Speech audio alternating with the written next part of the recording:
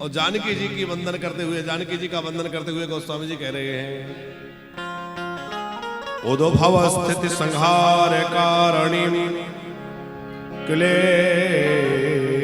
हारणीं सर्वश्रेयस्करीं सीतां नतो अहं रामवल्लभः। जो जानकी मैया उद्भव, स्थिति और संहार तीनों करने वाली है, माने ब्रह्मा जी को सृजन का सामर्थ्य देती हैं, भगवान नारायण को पालन की शक्ति देती हैं और भगवान शंकर को संहार का सामर्थ्य जो प्रदान करती हैं, ऐसी है हमारी जानकी जी। और कैसी है? क्लेश हारणीं, 5 प्रकार के क्लेश कहे गए हैं, पर जानकी जी के शरण में आने से सारे क्लेश दूर हो जाते हैं। इतनी करुणा हमारी जानकी जी के अंदर है कि क्या कहें। वो इंद्र के पुत्र जयंत का प्रसंग आप सबने सुना है कि नहीं? जयंत ने जानकी जी के चरण में चोंच मार दी। महर्षि वाल्मीकि तो कहते हैं कि उसने वक्षस्थल पर चोंच मार दी और चारों ओर भागा, कहीं किसी ने उसकी रक्षा नहीं करी। नारद जी ने कहा कि राम जी के शरण में चला जा, नहीं तो मर जाएगा। अच्छा, इस प्रकरण में एक बात तो हमें ये बड़ी आश्चर्यचकित करने वाली लगती है कि क्या जयंत राम जी के बाण से ज्यादा तेज भाग सकता था? यदि राम जी मारना चाहते थे तो वो थोड़ी दूर भी ना भाग पाता, वहीं समाप्त कर देते। पर राम जी भी उसको मारना नहीं चाहते थे। राम जी उसको अपना प्रभाव दिखा रहे थे कि तू मेरा प्रभाव देखना चाहता तो देख मेरा प्रभाव, भाग कहां तक भागता है। राम जी उसको मारना नहीं चाहते थे, उसको बस अपना प्रभाव दिखा रहे थे, क्योंकि सठ चाहे रघुपति बल देखा, वो राम जी का बल देखना चाहता था। अच्छा, जयंत के मन में राम जी का बल देखने की इच्छा क्यों हुई पंकज जी? इसके लिए पुराणों में कथा है कि जयंत की जो पत्नी थी वो बड़ी राम भक्त थी। तो जयंत की पत्नी राम जी के गुणों की चर्चा करती थी, और राम जी के गुणों की चर्चा जब वो करती थी तो जयंत को बड़ी ईर्ष्या होती थी। ये बड़े राम जी के गुण जब देखो, जब राम जी की चर्चा करती रहती है, ऐसा राम जी में क्या है? क्योंकि वो राम जी के स्वभाव प्रभाव से परिचित नहीं था। तो उसने सोचा कि अभी राम जी चित्रकूट में है, मैं जाके देखूं कि राम जी में ऐसा क्या है। और राम जी ने उसको मारा क्यों नहीं? क्योंकि उसकी पत्नी राम भक्त थी, और राम जी ने सोचा कि भाई मैं अपने भक्ता जो है उसको विधवा नहीं बनाऊंगा, इसको मारूंगा नहीं, बस इसको अपना बल दिखाऊंगा। इसलिए राम जी ने जयंत को मारा नहीं, सब जगह भागा। नारद जी ने कहा राम जी के शरण में आ जा। राम जी के शरण में आया तो राम जी तो क्रोध भरी नजरों से देख रहे थे, लेकिन हमारी जानकी करुणा भरी दृष्टि से देख रही थी। राम जी ने कहा इसको छोड़ूंगा नहीं। जानकी जी ने कहा आप मार भी नहीं सकते। राम जी ने कहा क्यों? बोले इसलिए कि ये शरण में आ गया और शरणागत का मरण नहीं होता। राम जी ने कहा है शरणागत नहीं है, ये धूर्त है, इसको अपराध का दंड मिलना ही चाहिए। जानकी जी ने ऐसी वहां वकालत की है, क्या कहना। जानकी जी बोली प्रभु ये अपने आप नहीं आया है, एक संत के द्वारा आपके शरण में आया है, और संत के माध्यम से लगकर जो आपके चरणों में आ जाता है आप सदा उसको अपने से तो क्या संसार से निर्भय बना देते हैं। तो अब आप इसको निर्भय बना दीजिए। कौन से संत? बोले नारद जी ने भेजा है। भगवान बोले कि जब शरणागति होती है तो गले में तुलसी बांधी जाती है, कंठी पहनाई जाती है। कल सवेरे हमारे यहाँ भी दीक्षा है, कल पूर्णमासी है ना, तो कई भक्तों का मन है कि गुरु दीक्षा लेना है। तो कल प्रातः 9 बजे गुरु दीक्षा का कार्यक्रम है, उसमें कई भक्त लोग गुरु मंत्र ले रहे हैं। और गुरु मंत्र लेने का यह है कि भैया भगवान से जुड़ जाओ और मंत्र लेकर के खूब मंत्र आज का जप करो और भगवान की भक्ति करके भगवान के हो जाओ। तो बोले इसकी कंठी कहां पहनाई गई? किशोरी जी बोली जानकी जी कि जब ये गिरा था तो उल्टा गिरा था, मैंने अपने हाथ से पकड़ के इसको सीधा किया तो इसके गले में मैंने हाथ डाल के पकड़ा, कंठ पकड़ा, वो पक्षी के रूप में था ना, कौए के रूप में। तो बोले मैंने इसका कंठ पकड़ा तो इसका वो संस्कार भी संपन्न हो गया। बोले इसको चंदन कहाँ लगाया गया? अरे माथे पे तिलक धारण कराते हैं जब गुरु दीक्षा देते हैं तो बोले तिलक छाप। तो कहा कि जब ये गिरा तो चित्रकूट की रज इसके मस्तक पर लग गई, तो इसके वो संस्कार भी संपन्न हो गया। चित्रकूट की आपकी चरण रज जो पड़ी थी वो इसके मस्तक पर लग गई। इतने दलीलें दी कि राम जी को आखिर मानना पड़ा कि भैया ठीक है मैं इसको छोड़ देता हूं। राम जी ने उसको मारा नहीं, उसकी एक आंख फोड़ दी और उसको छोड़ दिया।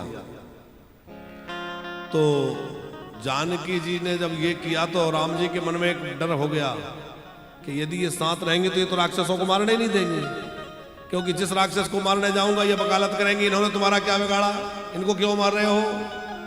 राम जी मारे कैसे? तो कहा देवी जी जब तक राक्षसों को मारूं तब तक तुम अग्नि में निवास करना, जब तक करहूं निशाचर नासा तुम पावक में करो निवासा, जब तक करहूं निशाचर नासा, जब तक मैं राक्षसों को मारूं तब तक तुम अग्नि में रहना। क्यों? बोले जब तक तुम रहोगी तुम मारने नहीं दोगी। ऐसी हमारी किशोरी जी हैं। अच्छा और सुनो पंकज जी, जब रावण मर गया तो रावण वध के बाद राम जी ने हनुमान जी को कहा कि जाओ जानकी जी को लेवा लाओ। हनुमान जी जब गए तो जानकी जी को समाचार दिया। जानकी जी तो बड़ी प्रसन्न हुई, पर वहां राम जी के पास जाने से पहले हनुमान जी को बड़ा रोष आ रहा था वो राक्षसियों पर, जो राक्षसियां जानकी जी को सताती थी। हनुमान जी देख गए थे ना पहले कि राक्षसियां जानकी जी को बड़ा सताती है, परेशान करती हैं। उनको बहुत क्रोध आ रहा था उन राक्षसियों पे। तो सोचा कि इन राक्षसियों को कुछ दंड दे दूं। कहा कि मां थोड़ी आज्ञा मिल जाए तो इन दुष्ट राक्षसियों को जरा इनके करने का दंड दे दूं। इन्होंने आपको बहुत त्रास दिया है, बहुत दुख दिया है।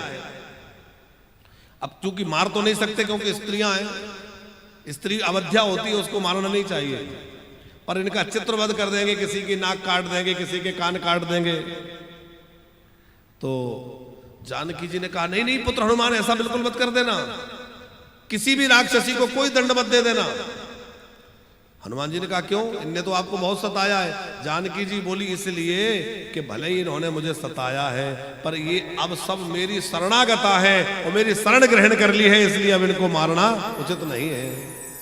हनुमान जी ने कहा इन्होंने आपकी शरण कब ग्रहण कर ली? तो बोले एक दिन हुआ यह था, कुछ दिन पुरानी घटना है जब रावण मरा नहीं था, कि रावण के योद्धा एक एक करके मर रहे थे। राक्षसियों ने विचार किया कि जैसे लोग मर रहे हैं एक दिन सारे राक्षस मर जाएंगे और हम लोगों ने इस देवी को बहुत सताया है, परिणाम में हमें भी बहुत दंड मिलेगा। क्या करें? तो उन सब राक्षसियों ने एक मीटिंग करी पंकज जी। उस मीटिंग में ये बात रखी गई कि अब हमारा क्या होगा, राक्षस तो मरेंगे, रावण मर जाएगा तो हमारे को भी बड़ा दंड मिलेगा, हमने इस देवी को बहुत सताया है। तो उन राक्षसियों में एक बूढ़ी राक्षसी थी, वो बोली कि सुनो ये देवी बड़ी दयालु है, हम लोग इसके पैर पकड़ लें तो हमारे प्राण बच जाएंगे। राक्षसियों में से एक बूढ़ी राक्षसी ने कहा कि यदि हम सब मिलकर के ये देवी के पैर पकड़ लें तो ये देवी कृपा करके हमारे प्राणों की रक्षा करवा देगी, हमें बचा लेगी। यद्यपि ऐसा राक्षसियों ने किया नहीं, एक किसी ने कहा पर उन लोगों ने नहीं किया। पर उतने से ही जानकी जी ने ये मान लिया कि ये सब मेरी शरणागता है और हनुमान जी से कहती है इनको बिल्कुल अपराध दंड मत देना, इनको दंड मत देना क्योंकि ये सब मेरी शरण में है।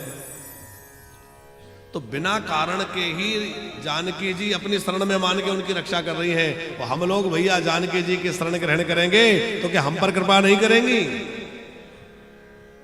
तो समस्त क्लेशों को हरने वाली जानकी जी है, इसलिए गोस्वामी जी कहते हैं क्लेश हारणिम सर्वश्रेयस्करीम सीताम, सब प्रकार से श्रेय देने वाली है। श्रेय माने होता है कल्याण और श्रेय माने होता है यश। कहते ना उनको तो बड़ा श्रेय मिल गया। तो सबको श्रेय देने वाली कौन है? जानकी जी है। जो जानकी जी की शरण ग्रहण करता है उसका समस्त जगत में श्रेय बढ़ जाता है, क्योंकि जानकी जी क्या देती है? जानकी जी बुद्धि प्रदान करती है। जासु कृपा निर्मल मति पावो। और जब अच्छी बुद्धि होगी तो अच्छे काम करोगे, अच्छे काम करोगे तो अपने आप आपका यश बढ़ जाएगा साहब, और खराब काम करोगे तो आपका यश धूमिल हो जाएगा। है? राम जी को भी श्रेय प्रदान करने वाली जानकी जी हैं। कैसे? राम जी प्रतिज्ञा कर लिए, निश्चरहीन करहु मही भुज उठाय प्रण कीन, मैं राक्षसों से पृथ्वी को विहीन बना दूंगा। जानकी जी ने जब ये प्रतिज्ञा सुनी तो जानकी जी ने पूछा, क्यों जी ये प्रतिज्ञा क्यों कर ली? 3 काम ऐसे हैं जिनको करने वाला चाहे जितना श्रेष्ठ व्यक्ति हो वो कलंकित हो जाता है। कौन कौन से 3 काम? बोले पहला है असत्य भाषण, झूठ बोलने वाला व्यक्ति चाहे जितना श्रेष्ठ हो उसको कलंकित होना ही पड़ता है। दूसरा है पर स्त्री के प्रति गलत दृष्टि रखने वाला, दूसरे की नारी के प्रति जो बुरी नजर रखता है एक ना एक दिन उसको कलंकित होना ही पड़ता है। इसलिए हमारे गोस्वामी जी तो कहते हैं कि भैया जो कोई अपनी कीर्ति को सुरक्षित रखना चाहे तो पर नारी के मुख को कैसे देखना छोड़ दे, जैसे लोग चौथ का चंद्रमा नहीं देखते। तजो चौथ के चंद की, सुंदरकांड में लिखा है ना, चौथ का चंद्रमा नहीं देखना चाहिए। इसीलिए करवा चौथ वाले दिन माताएं जो है वो छल्ली में से देखती हैं। करवा चौथ मनाई आप लोगों ने कि नहीं? तो करवा चौथ वाले दिन माताएं कहां से देखती है चंद्रमा? छल्ली में से देखती है, सीधा सीधा नहीं देखती। क्यों? बोले सीधा चतुर्थी का चंद्रमा सीधा देखने से कलंक लगता है।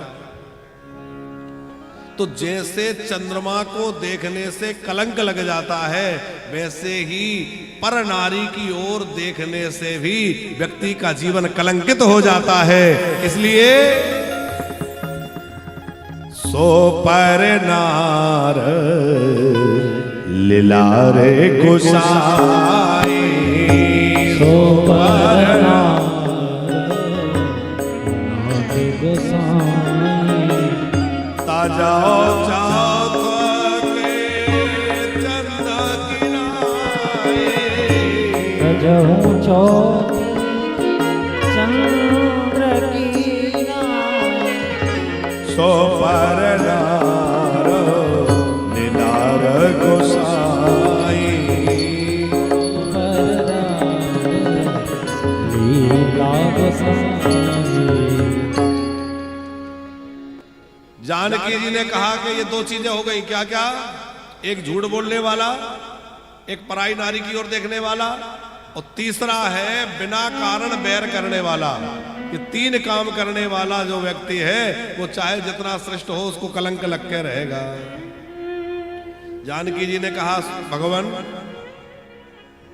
असत्य भाषण तो आपसे संभव नहीं है, क्योंकि आपने अपने पिता के सत्य की रक्षा के लिए इतना बड़ा त्याग कर दिया कि अयोध्या छोड़ के वन में चले आए। तो असत्य भाषण तो आप कर नहीं सकते, पर नारी की ओर आप देख नहीं सकते, क्योंकि आप मर्यादा पुरुषोत्तम हैं, वो भी आपसे संभव नहीं है। तीसरा जो दोष है वो आप में आ गया, आप बिना कारण के बैर। इन राक्षसों ने आपका क्या बिगाड़ा है? तो आप इनको मारने की प्रतिज्ञा कर लिए। राम जी बोले, मेरा भले ही ना बिगाड़ा हो पर मेरे प्राण प्यारे संतों को इन्होंने सताया है। अरे ये भी तो संत मेरे ही हैं। जानकी जी बोली, वो तो ठीक है, पर सीधे सीधे आपका कोई अपराध नहीं किया, फिर भी आप इनको मारेंगे तो आपको बड़ा कलंक लगेगा। इसलिए मैं ऐसा कुछ नाटक करती हूं ताकि आपको कलंक ना लगे। राम जी ने कहा, क्या करोगी? बोले, अब वो मैं देखूंगी। तो जानकी जी ने क्या किया? जानकी जी ने अपने हरण की योजना बना दी और रावण के द्वारा हरण करवा के लंका चली गई और लंका में जाकर के रावण आदि राक्षसों को मारने का कारण उपस्थित करा दिया। अब जब जानकी जी का हरण हो गया तो फिर रावण ने जब हरण कर लिया तो फिर राक्षसों को मारने में राम जी को कोई कलंक नहीं लगा, क्योंकि उन्होंने अपराध किया। तो क्यों? राक्षसों को मारने का कारण उपस्थित हो जाए। आप बताओ, रावण इस सावन के जानकी जी का हरण करके ले जाए, आपने कहा सुनी होगी, शायद ना सुनी हो। अच्छा, हमारा एक अभ्यास है, सीधी सीधी कथा नहीं कहते। कुछ लोग होते हैं सीधी सीधी कथा कहते हैं, अपना हम वहां कितना कम कर वैसा रहता है, कभी कभी कुछ है। अब वो अपनी अपनी शैली है, सुनने वालों का भी अपना सपना अपना और कहने वालों का भी अपना होता है। हमारे कुछ राजा जी है, उसी दूसरी तरह के वो अलग है, वो अपना अपना तरीका है। तो हम आपको सुना रहे थे राम जी जब रावण को मार के लौटे, राम जी जानकी जी को सुना रहे थे, देखा हमने रावण को मार दिया। जानकी जी ने कहा अरे ये छोटा सा रावण था। जानकी जी ने ये कहा राम जी ने छोटा सा था, इतना भयंकर भगवान राक्षस था जिससे सारे देवता डरते थे, तो साधारण रावण था। जानकी जी बोली ये रावण को विशेष नहीं था, अभी विशेष रावण से तो आपका सामना ही नहीं हुआ। वो कौन है? उसी समय महारावण युद्ध के लिए आ गया। आपने शायद सुना हो ये प्रसंग को, जब महारावण, 3 रावण विशेष थे, एक अहिरावण, एक ये रावण और एक महारावण। महारावण ने जो है राम से युद्ध करते करते राम जी को बंदी बना के पटक दिया। लक्ष्मण जी, हनुमान जी सबको बंदी बना लिया। फिर वहां युद्ध किसने किया? फिर वहां श्री जानकी जी ने युद्ध किया है, और जानकी जी ने विराट रूप धारण करके, विकराल रूप धारण करके जो है, और जानकी मैया ने उस महारावण से युद्ध किया और उस महारावण को कालिका बन करके समाप्त कर दिया। यद्यपि ऐसा नहीं, राम जी तो सर्वसमर्थ है, पर जानकी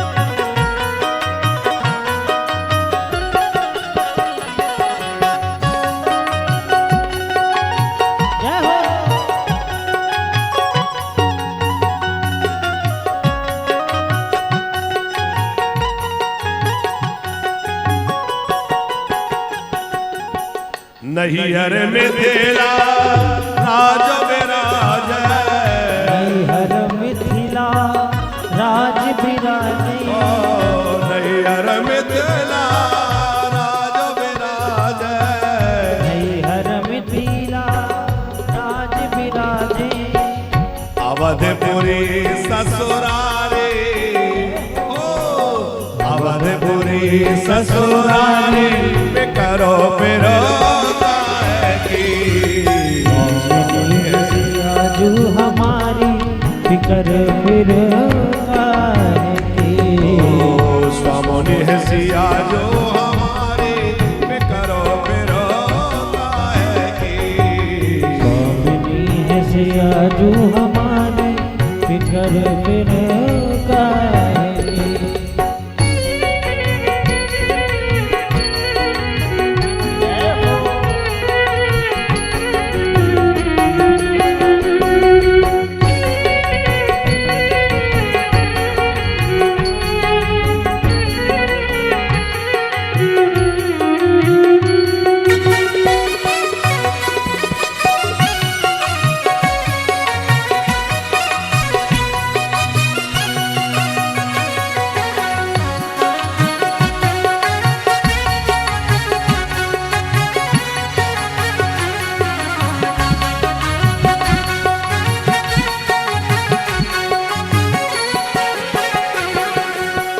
जिनके ससुर नृपतमणि दशरथ, जिनके ससुर नृपतमणि दशरथ, जिनके ससुर नृपतमणि दशरथ, जिनके ससुर नृपतमणि दशरथ, स्वामी अवध बिहारी, ओ स्वामी अवध बिहारी फिकरो फिरो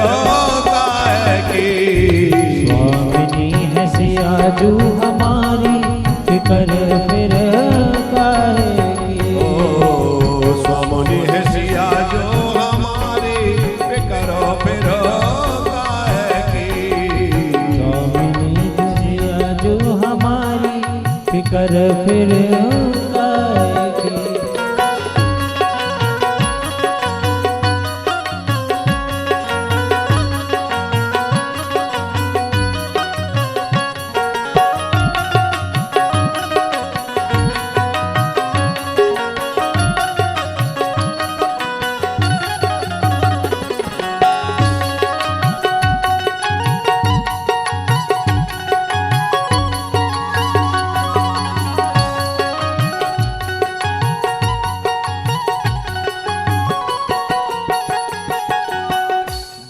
देवर भरत लखन रिपुसूदन, देवर भरत लखन रिपुसूदन, देवर भरत लखन रिपुसूदन, देवर भरत लखन रिपुसूदन। मुरादाबाद से हमारे श्री अग्रवाल जी पधारे हैं, आगे निकल आएंगे, आगे आ जाए। कोई कुर्सी खाली हो तो वहां बिठा दें, नहीं यहाँ बिठवा दें, यहाँ आगे निकल आइए। आप श्री के द्वारा वानप्रस्थ धाम में एक कक्ष बना करके और भेंट किया गया है, और आज आप उस कमरे के उद्घाटन के लिए आए हैं। जोरदार तालियां एक बार हमारे अग्रवाल जी के लिए।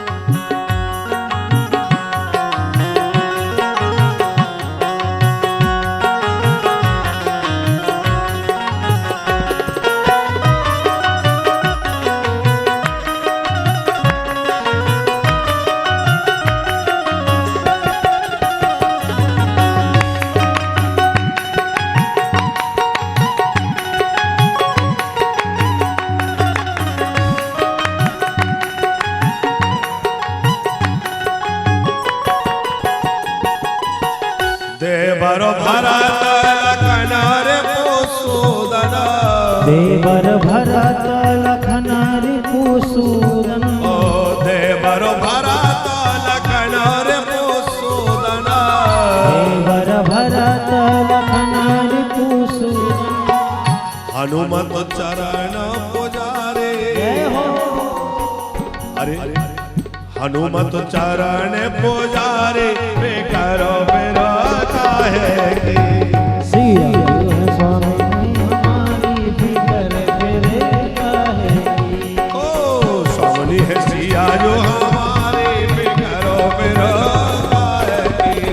स्वामी है सिया जो हमारी फिकर फिर काहे की। ओ वे करो मेरा काहे की। फिकर फिर काहे की। ओ वे करो मेरा काहे की। फिकर फिर काहे की। बोल जानकी मैया की जय। श्री जानकी मैया का वंदन किया है, और जानकी जी की एक और चर्चा करके हम आगे बढ़ेंगे कि कैसे जीव और ब्रह्म को मिलाने की शक्ति जानकी जी है। अग्रवाल जी, गोस्वामी जी ने रामचरितमानस में एक जगह जानकी जी को माया कहा है। ब्रह्म जीव बिच माया जैसे, उभय बीच सी सोहई कैसे, और ब्रह्म जीव बिच माया जैसे। आगे आगे राम जी, पीछे पीछे लक्ष्मण जी, उनके बीच में जानकी जी ऐसे लग रही हैं जैसे ब्रह्म और जीव के बीच में माया। तो जानकी जी माया है क्या? जानकी जी तो माँ है, पर उनको माया, तो माया वहां जो है भगवान से संयोग कराने वाली माया के रूप में गोस्वामी जी कह रहे हैं। जब वनवास के प्रकरण की कथा है कि जब राम जी वन यात्रा में थे, गंगा जी के बाद पैदल चले, तो पैदल जब चलने लगे तो 10-20 कदम ही जानकी जी पैदल चली और उनका मुख सूख गया। अब जब मुख सूखने लगा, गला सूखने लगा, राम जी समझ गए कि जानकी जी को प्यास लगी है, थक चुकी हैं, तो उन्होंने कमंडल में जल देखा तो कमंडल खाली हो चुका था। लक्ष्मण जी को इशारा किया कि जल ले आओ। अब लक्ष्मण जी जल भरने चले गए। राम जी ने जानकी जी से कहा कि चलो हम लोग धीरे धीरे आगे बढ़े। अब धीरे धीरे राम जी आगे बढ़ रहे हैं, पीछे पीछे जानकी मैया चल रही हैं। लौट लौट के देख रही कि लक्ष्मण दिखाई नहीं दे रहे, लक्ष्मण बहुत दूर तक नहीं दिखाई दे रहे। तो जानकी जी ने कहा कि भगवान थोड़ा ठहर जाइए, रुक जाइए, क्योंकि लक्ष्मण दूर तक दिख नहीं रहे। तो राम जी ने कहा कि कोई बच्चा थोड़ी आ जाएगा। जानकी जी बोली नहीं नहीं, वो छोटा बच्चा ही है, नाथ लखन है लरिका, छोटा बच्चा है, कहीं खो जाएगा, भटक जाएगा। राम जी ने कहा देवी जब मैं तुम्हें समझा रहा था कि वन में मत चलो, बड़े भारी राक्षस रहते हैं, हिंसक पशु रहते हैं, तब तो कह रही थी कि आप मेरे साथ हैं और परम प्रतापी देवर लक्ष्मण मेरे साथ है। अब कह रही हो नाथ लखन है, लड़का छोटा बच्चा है। जानकी जी बोली उस समय तक मैं लक्ष्मण को देवर मान रही थी, अब देवर नहीं मानती। तो बोले जब से सुमित्रा जी ने कह दिया तात तुम्हारी माँ तो वैदेही, तब से मैं उसको अपना पुत्र मानने लगी हूं, क्योंकि सुमित्रा जी ने कह दिया कि तेरी माँ मैं नहीं हूं, तेरी माँ तो जानकी है। अच्छा बोले ठीक है, जब बच्चा मानती हो तो ठीक है, क्या करें? जानकी जी ने कहा रुक जाओ। तो राम जी रुके रहे कब तक? जब तक लक्ष्मण जी जल लेके नहीं आ गए। अब ये तो हुई कथा घटना, इसका सारांश क्या है वो हम आपको कहना चाहते हैं। वो ये है कि राम जी है ब्रह्म और लक्ष्मण जी है जीव। अब जीव कहीं अटक गया और ब्रह्म कहीं आगे बढ़ गया। संसार में जीवात्मा कहीं भी अटक सकता है और परमात्मा कहीं दूर चला जाए, तो परमात्मा को भी जो रोक करके रखे और जीव से संयोग करा दे वो शक्ति है श्री जानकी जी, जो ब्रह्म और ईश्वर दोनों को मिला दे। परमात्मा को भी आगे बढ़ने से रोक ले, आगे मत जाइए, जब तक जीव आपके शरण में नहीं आ जाता तब तक आप आगे मत जाइए। ऐसी श्री जानकी जी हैं। यन्माया वस्वर्ति विश्वमखिलम् ब्रह्मादि देवा स्वरा यत सत्त्वाद मृषैव भाति सकलम् रज्जौ यथा हेरभ्रमा यत पाद प्लवमेकमेव हि भवामि बोधे स्थितिर्षावताम् वन्देऽहं तमशेष कारण परम राम।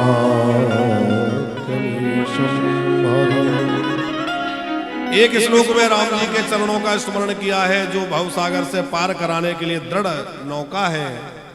फिर कहा है रामचरितमानस क्या है? बोले नाना पुराण निगमागम। नाना पुराण क्या? अच्छा पुराण तो 18 है, पर नाना पुराण क्यों लिखा? अग्रवाल जी नाना पुराण इसलिए लिखा कि 18 पुराण हैं, 18 उप पुराण हैं। पुराणों में उप, जैसे नर्मदा पुराण, अब नर्मदा पुराण कोई स्वतंत्र पुराण नहीं है। विश्वकर्मा पुराण ये स्वतंत्र पुराण नहीं है, पर ये उप पुराण है, पुराणों के ही खंड है। तो 18 पुराण, 18 उप पुराण और 18 औप पुराण।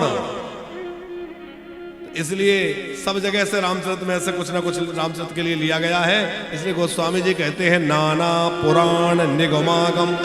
निगम और आगम, निगम का युद्ध कर रहे थे, तो युद्ध करते करते राम जी 2 कदम पीछे हट गए, और जब वाल्मीकि रामायण को हनुमान जी ने पढ़ा, बोले हो ही नहीं सकता राम जी और पीछे हट जाए। राम जी का जो पैर आगे बढ़ जाता है वो कभी पीछे नहीं हट सकता। तो रावण से युद्ध करने में राम जी पीछे कैसे हट जाएंगे?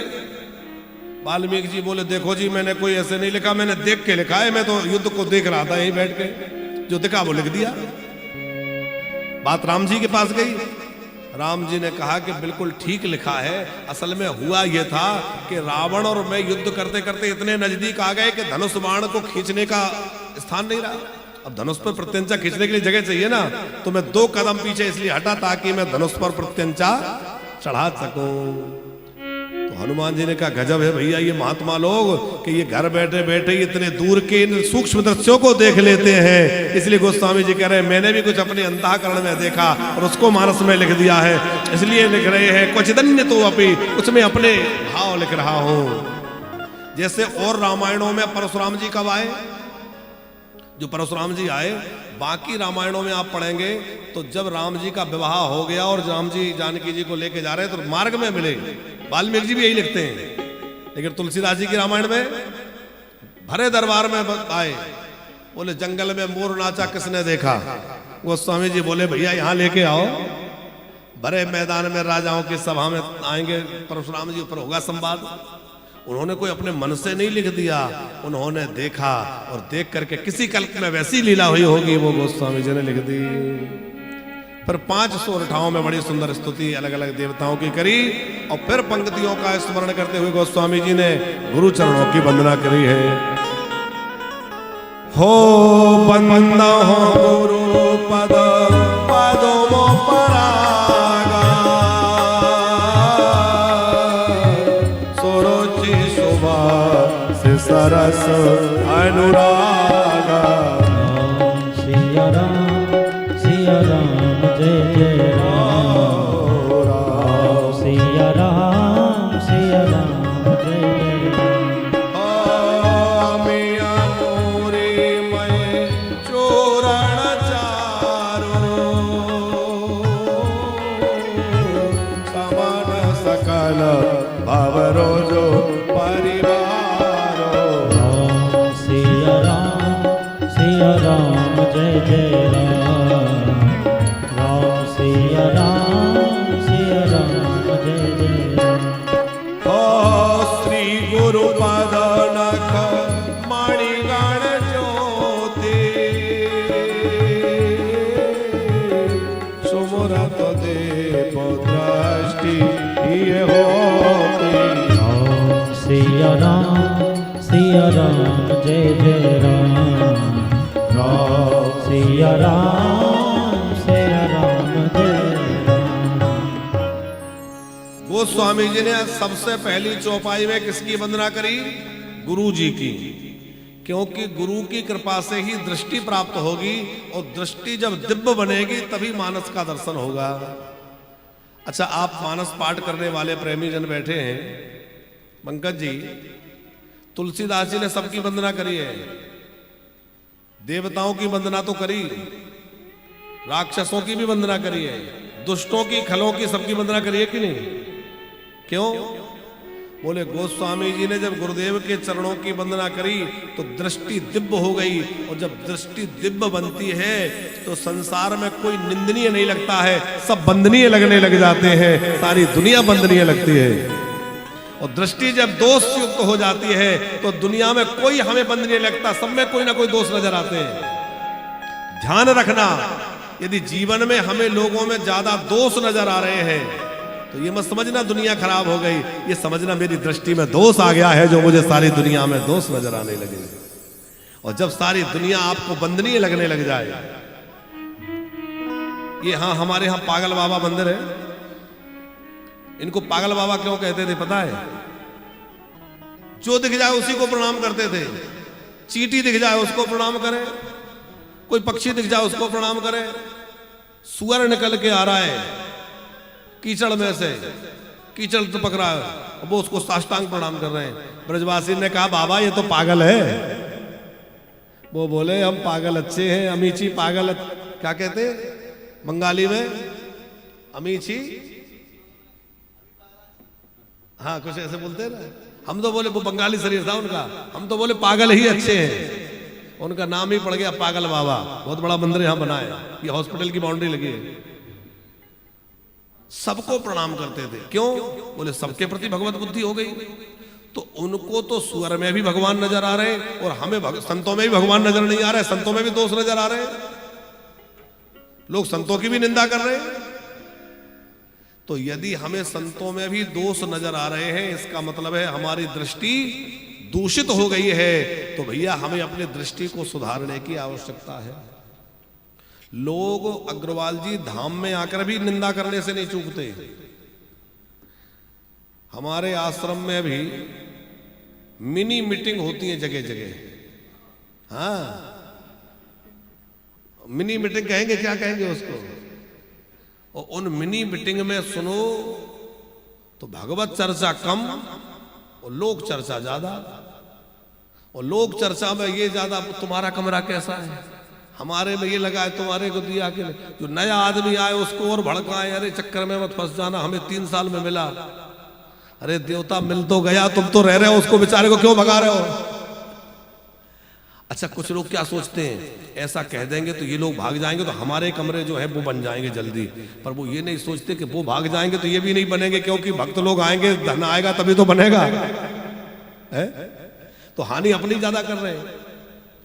अरे धाम में आकर तो निंदा छोड़ दो, धाम में आकर तो तेरी मेरी इसकी उसकी छोड़ दो, और भैया यहाँ बैठ के तो भगवान का नाम लो और भगवान का भजन करो।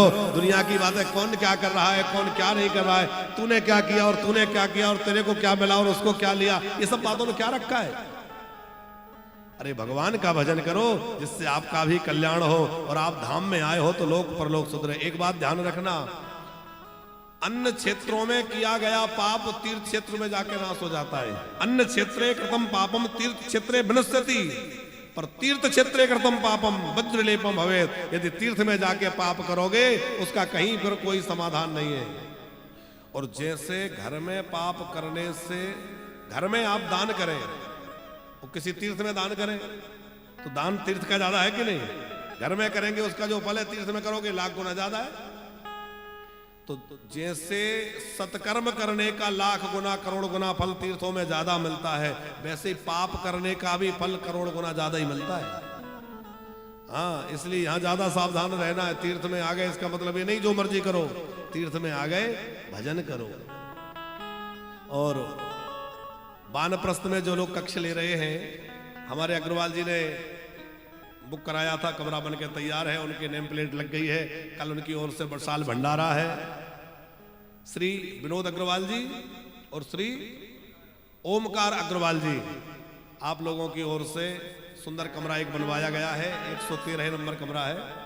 और कल उसका पूजन थोड़ा सा रखेंगे और कल आपकी ओर से भंडारा रहेगा। कल प्रातः साधु सेवा भी आपकी ओर से है और कल दिन में जो भंडारा होगा वो भी आपकी ओर से है। एक बार अग्रवाल जी के लिए जोरदार तालियां बजाएं, जिन्होंने एक कक्ष बनवा करके संस्था को दान किया।